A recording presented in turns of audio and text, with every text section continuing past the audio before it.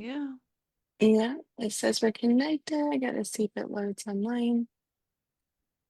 Do one more load. There we go. And then I see a swipe. Awesome. Yay, we're All right. there. Good morning. Happy Monday. How was your weekend this weekend?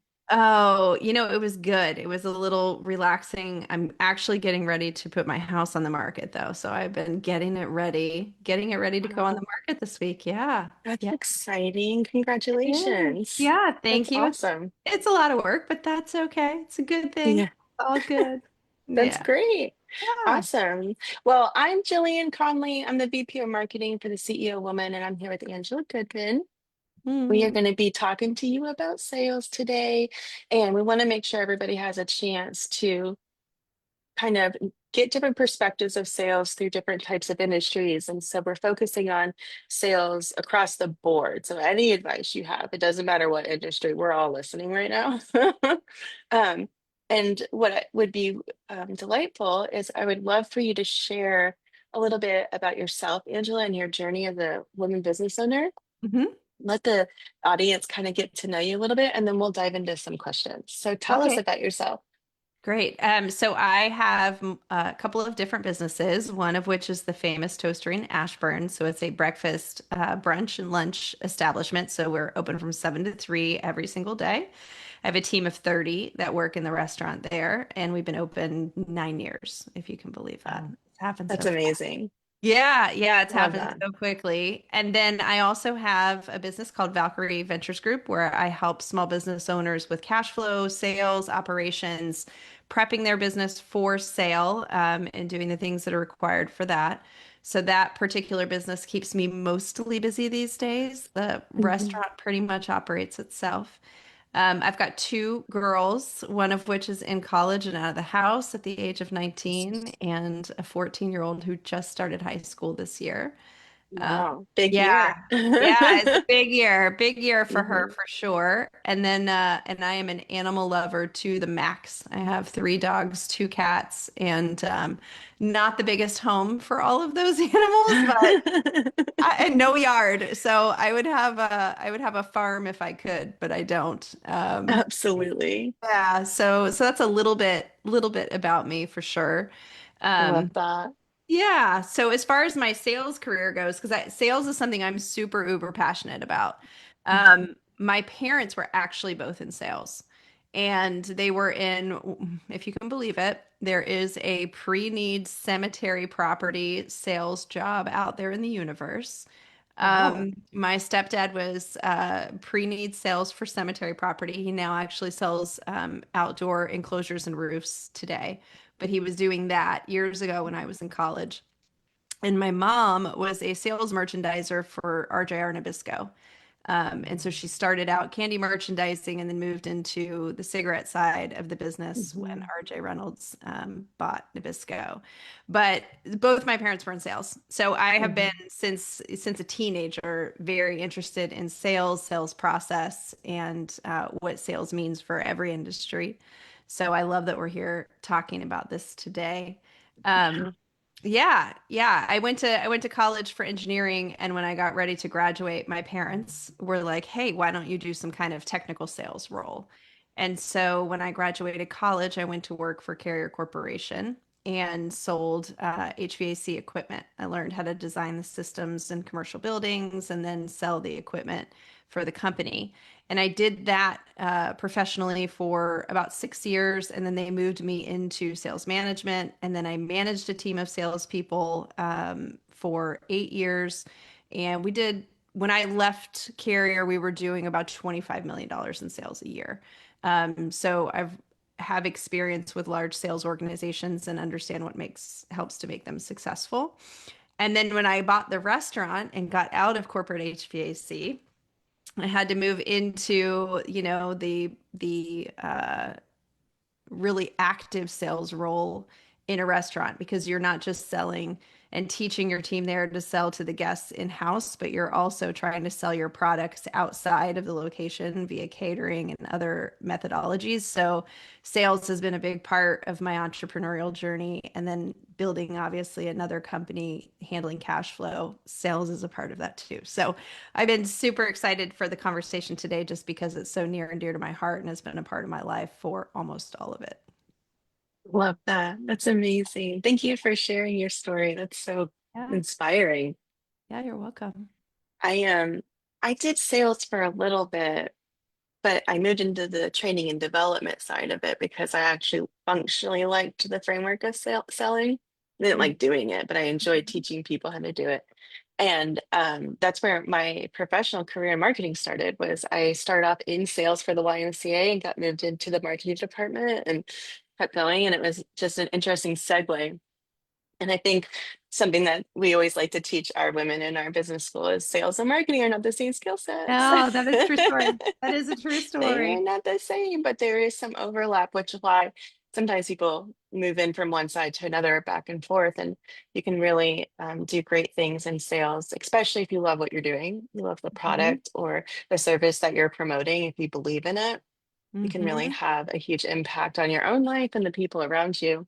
So, talk to me a little bit about your transition from HVAC into hospitality. The question I have for you is what sales muscle transferred seamlessly, and what did you have to unlearn to win guests and grow your revenue at the Famous Toastery? So in HVAC, the employees in that line of work are career. So most people, they start out in HVAC, they're going to be there for their entire professional career. And so working with those employees and teaching them sales skills was very much process driven. So having them understand the sales process from the relationship build with the client all the way through, to actually closure of the sale, you're continuously working on that relationship because that's going to be a long term. That's going to be a long-term relationship. Most of the clients, the facility managers, the owners of buildings, they are wanting to maintain a relationship with someone they trust for the Mhm. life cycle of that equipment. So you're in connection with these people for 15 to 20 years. So Mhm. building a really strong, solid relationship through authenticity is really important in the sales process. Similarly, in the restaurant business, you are hoping to gain a regular customer for life, right? And Mhm. when you're in the restaurant business, you never know from one day to the next how many people are going to walk through that front door. So Mhm. it's really important to create raving fans who become your customers that not only are going to come as often as they possibly can afford to, but also are going to tell everyone in their life they know, have you eaten at this place yet? Right? Right, So absolutely. yeah, so that transitioned very well from HVAC into restaurant business. There was a very seamless transition there of, okay, we've got to build relationships with people. We have to Mhm. understand their needs. We have to accommodate their needs, and we've got to build trust. That Mhm. completely carried over from one to the next. Um, what differed a little bit is that because we are doing smaller transaction sales in the Mhm. hospitality business, I had to do a really good job of training my team on how to anticipate the needs of customers. In the Oh, yeah. HVAC world, we were getting projects and scopes and things where the customer was coming to us directly and saying, here's what we need. In the restaurant and hospitality business, and in a lot of other industries, you have to anticipate what that customer wants before they want it. So if you're sitting, you go walking up to a table in the restaurant business, you're not going to walk up and say, can I start you off with some water? You're going to walk up Mhm. and say, can I get you an orange juice? Can I get you a coffee? Can I get you something that Mhm. actually equates to sales? Right, When most people in the universe now are just drinking water, right? right. But so Mhm. there were little nuanced things that had to definitely become a part of the business at the restaurant that I was not used to dealing with in large Mhm. scale commercial projects. But the foundation of it, creating a client or a customer who will tell everyone about you, is the Right. same in all industries. Absolutely. I Yeah. love that. When we have raving fan clients, we are saving ourselves so much money. And I say Hmm. we collectively for everyone. That Hmm. word of mouth marketing is the least expensive and most impactful marketing you will ever have. And Yeah. so I love that attention to detail and going, what's the first conversation you're having when you come to the table? That's so Yeah. smart. I would never have thought of that in a million years. Yeah. They always do come up and offer water and then be like, walk away. And you're like, oh, okay. Like, but Yeah. not, you don't even think about, the little pieces of our businesses or our services, products that we're not showcasing or talking about. I Hmm. think it was really good, um, a really good idea to take a look at our processes in our businesses, in our sales processes to identify, is there a place where I could be doing a little bit more, where I could be advocating better? Or you had mentioned like kind of training for the conversation. I love training to overcome objections. Like if Yeah. you learn how to ask like open-ended probing questions that determine need. So you practice these questions. They're the who, what, where, when, why, and how questions, like you're writing a current events article, Mhm. but getting comfortable with the language. It shouldn't throw you off if someone says no to your business. You should be able to have something to say Yeah. after they say no. And if you rehearse it in advance, it will eventually become natural to you to understand how you need to speak to your people Hmm. to get the return investment. I just love that attention to detail. Yeah. Yeah. Well, Awesome. I love it's that. about creating a relationship with them before you get to the objection phase. So Right. you got to create the relationship before you make the ask, because most Hmm. people want to buy from people that they like and that they know Hmm. and that they have a rapport with. So if you aren't working hard to build that rapport in the beginning, then you're going to get to the objection phase and people are not going to feel badly about saying no to you. But if you've built a rapport, they know who you are, you know who they are, you are talking with them with an intimate knowledge of the things that they tell you, then they're more likely to say, "Oh, I really like this person. Maybe I don't quite need what they have for me, but I kind of need it and I don't want to wait. Maybe I should start now." It becomes a thought in their head and a process in their head of where they're thinking about purchasing from you. If you really are making an effort to connect with them, have a relationship, and then you don't get to the point where you get those objections sometimes. I love that. That's really good Yeah. advice. Yeah. Now, when it comes to cash flow, you Hmm. you do profit first, right? Yeah, I do. Hmm. Yeah, so we love Profit First in our organization. We love the book. We teach Hmm. it. You come out and help us teach it. Hmm. Profit First was life-changing for me in that season of my business because it gave me not only a sense of control, but it gave me a strategy that actually worked. Hmm. And as a small business owner in the past, I know that it's really important to understand your cash flow. So can you talk to us a little bit about what it is that you do? You build these relationships with people and you pull them into your business, and then how do you find that like connectivity from community to cash flow? How do you pull those things together um, for your So, businesses? so because I do use Profit First, it's funny.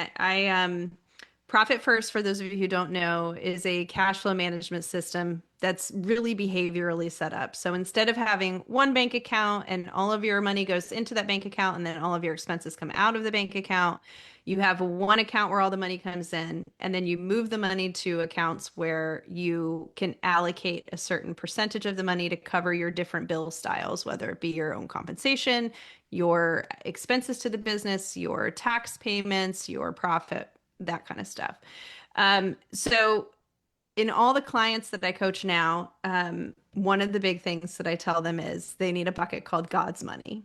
And regardless of what you believe in, whether you believe in God, you believe in the universe, you believe in energy, there is a karmic return for us in our businesses if we help our communities and our neighbors and give money out into the world. So that being said, there's that bucket that when I coach clients, and that is the tie there. It is you are setting aside a specific amount of money to help your community and build your community up. Usually, in return, because you're involved in your community, they will be wanting to come and utilize your products and services and support you. You're supporting the community wants to support you.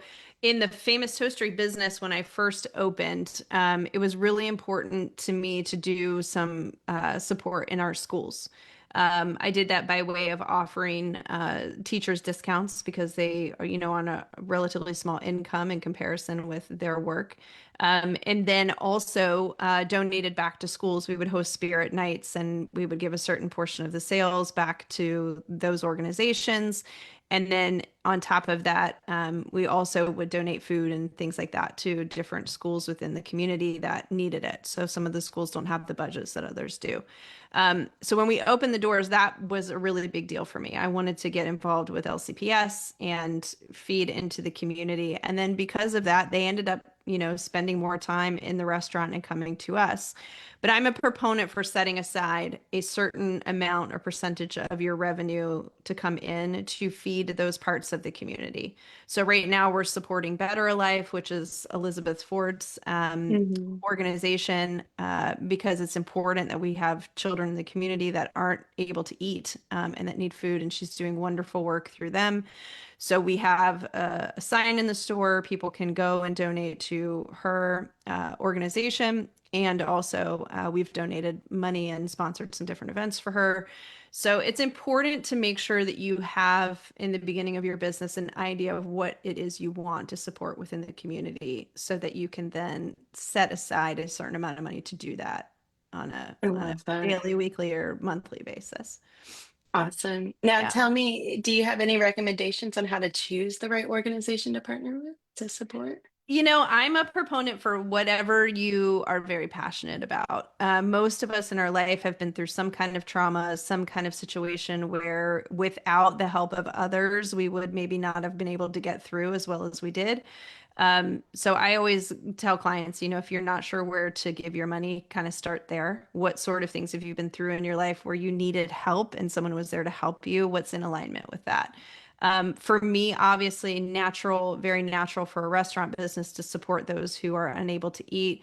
We've donated food to the homeless shelter. We've done different things along those lines as well.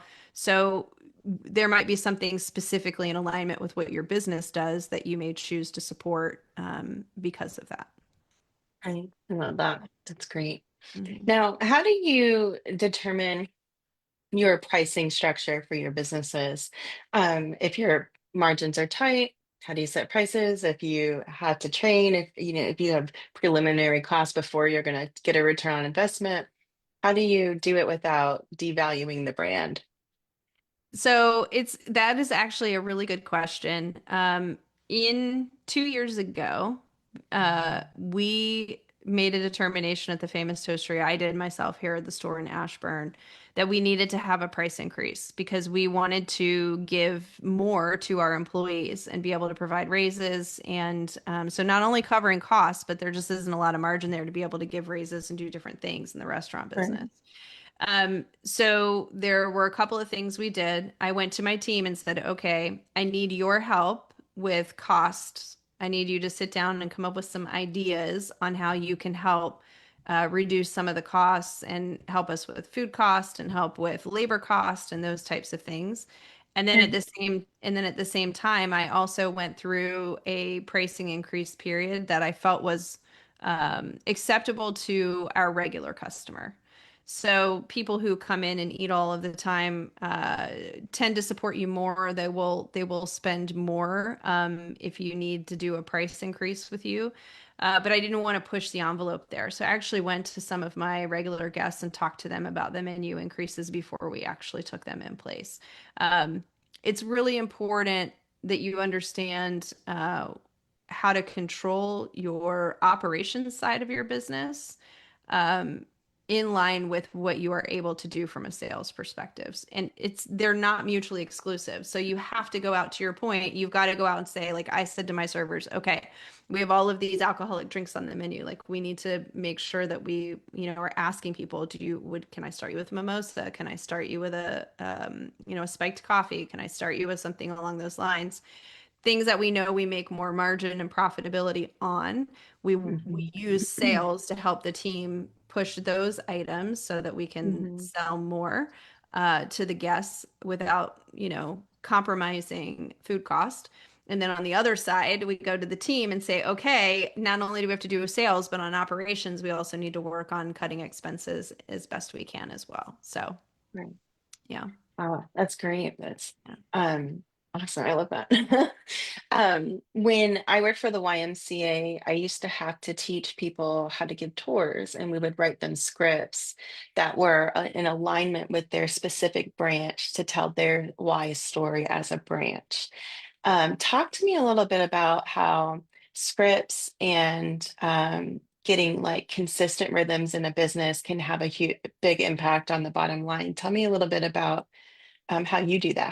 How do you get your servers to talk about the four things you need them to talk about every time? How do you, what's your Yeah. process? Well, in the restaurant business, we have a daily huddle essentially in the morning to start Hmm. the day. What are the specials for the day? What are the things that we need to sell through? What are the things that are on the focus for today? So we do that every day in the restaurant business. So obviously very transactional type of sales process. So we have to remind the servers every day of what's going on. In a different sales process, so a longer one, like something like the HVAC sales process, having scripts and rhythms allow you to show authenticity to the people that you are selling to. So I would have, when I had the sales team at Carrier, they needed to learn some of the equipment to be able to sit in front of a customer and sell a particular product, or they needed to, go present on something. We would sit down and really script out what they were going to talk about and focus on based on what the needs of the customers were. So that really helped from a closing process because once that practice happens, you get in that rhythm, you do the script, you really come up with how you want to talk about something. You can in a unrehearsed way feel more confident about what it is that you're telling someone. And Right. confidence is so important to sales. If you're going to someone and you're trying to sell someone something and you're not confident in that particular product, either how it performs or what you know about it or the questions you can answer, the person that you are talking to, the prospect, can tell. And then like, oh, Yes. I'm not sure I want to buy from them. Confidence is a transferable thing. So if you Right. walk into the door with a lot of confidence about what it is that you're selling or doing, that confidence will transfer to the customer's confidence that they know you know what you're talking about. Uh, Right. So it's Absolutely. yeah, so it's really important. It's really important to well prepare, whether you use scripts, plans, whatever it is you want to do. It's really Hmm. important to prepare for actual sales so that the Hmm. customer gets that confidence transferred to them and then they're confident in buying from you. Right. I also love the idea of scripts, not so much to control what they say, but to give like empowerment to how they say something and Hmm. ensuring that they have the knowledge and resource to do their job Hmm. as well as they can. And the I feel like the consistency factor will impact your brand holistically because let's say you have a few people going out doing sales, but they all do it the same way. They all do it with mission, led or Hmm. why led kind of Hmm. talking. They try to connect with the person, and it's part of your company model. Well, every person that comes into interaction with your frontline, whoever they might be, they're getting that first time experience of your brand, and it impacts their trust. It impacts their Yeah. willingness to stay with you and buy from you. So Hmm. scripting it out at least to make sure that at the end of the day they have these three conversations or Yeah. talking points, right? Yeah. Or they know how to overcome an objection if they get themselves tongue tied and can't figure out how to spin Yeah. it around or have a conversation. So I definitely Well, think there's so much power in that. there is, and there's another piece to that too. So you can do the scripting out, but the most important part of that process is role play. So Oh if you are yeah, if you great. are going to do that in that preparation step in that phase, then you sit down with your team and do a role play exercise where you as the leader might be the person who they're selling to, and then they are trying to sell you. That way your team gets to see, okay, what objections can I kind of expect from someone? What can I combat those objections with? And it helps them to really practice and be more confident in the process if you do a role play exercise in front of the other team members and give everybody an opportunity to try it out. Yeah, that's a great advice. Um, I want to ask you a little bit about money and mindset and how that impacts sales. So tell me a little bit about what common roadblocks people have mentally around money. And, how do you coach them to move into the hat of a CEO or whatever role they're trying to get into so that they feel that confidence in how the money flows in their businesses?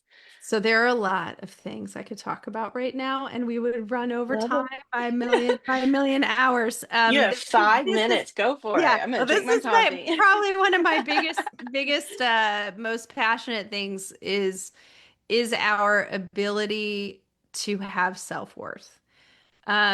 I have coached and worked with so many small business owners that come to me struggling because their products aren't selling or their services aren't selling. And they're oftentimes offering discounts or they're oftentimes, giving away their work because no one seems to be buying what it is they're selling. Um, I start with those clients with, let's talk about the 10 money memories that you have from childhood in your Mm, life. And let's uncover where you got to the point where you felt you weren't worth what you're selling. Because in most mm, cases, that's the bottom line. If we don't right. understand our own self-worth and we don't believe in ourselves, no one is going to want to buy whatever it is we're selling, even if we're the best at what we do for it. Right. Um, Absolutely. yeah, and so that's really the number one biggest block, especially for women, because we are raised to take care of everyone else before ourselves. Right. And we have learned how to, take care of our kids, take care of our husbands, take care of our significant others, take care of our parents, take care of our siblings, I mean, we have Hmm. learned literally how to take care of everyone but ourselves. Right. And that makes us believe we aren't worth anything. Mm, And so when business owners, especially women, start out in new businesses, they're unsure of how to price their product or ask for money for things that they have done for someone else because they feel like if they deserved it, they would just be given it, right? If they interesting. deserved it. Yeah. Yes, if Hmm. they deserved it. So that's the biggest challenge. That is the biggest challenge that I see. It's the biggest block. It's uncovering your own self-worth. How do you understand that you are worthy of all of it? Hmm. And you shouldn't be ashamed or feel afraid to ask for money. Oh, I'm gonna go get my cake. Sorry. You shouldn't be ashamed or afraid to ask for money because you are worth all of it and your work deserves to be paid. Yeah, I Yeah. love that. Hmm. That's such good advice. I definitely have struggled with the money conversation in every category of my life. And the profit first thing was the first money lesson that I learned from you, Hmm.